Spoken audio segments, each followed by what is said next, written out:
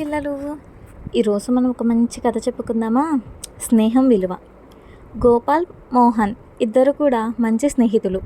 అవి వాళ్ళకి సెలవు దినాలు కావటంతో ఆనందంతో గడుపుతూ ఉన్నారు.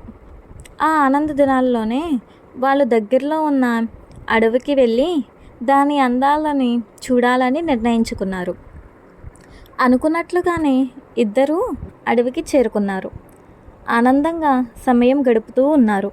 అంతలో హఠాత్తుగా ఆ ప్రాంతానికి ఒక ఎలుగుబంటి వచ్చింది. దాన్ని చూసిన వెంటనే మోహన్ చెట్టుపైకి ఎక్కేశాడు. అయితే చెట్టుపైకి ఎక్కటం రాని గోపాల్ మాత్రం కిందనే నిలబడిపోయాడు. గోపాల్ భయంతో వణికిపోతూ ఉన్నాడు.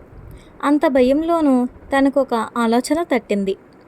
జంతువులు, ముఖ్యంగా ఎలుగుబంట్లు చనిపోయిన ప్రాణాల్ని ముట్టుకోవని తనెక్కడ చదివాడో ఆ ఆలోచన రావడంతో తనకు ఊపిరి పీల్చుకోవటం ఆపివేసి శవంలాగా క్రింద పడుకున్నాడు.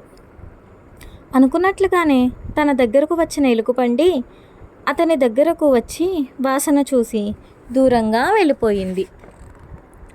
ఎలుగుబంటి వెళ్ళిపోవడంతో చెట్టుపై నుంచి క్రిందకు వచ్చిన మోహన్ ఎలుగుబంటిని నీ చెవిలో ఏం చెప్పిందని అడిగాడు. మోహన్ నీలాంటి వాళ్లకు సహాయం చేయకుండా దూరంగా ఉండమని సలహా ఇచ్చిందని చెప్పాడు గోపాల్. బాయ్ పిల్లలు, లైక్ అండ్ సబ్స్క్రైబ్.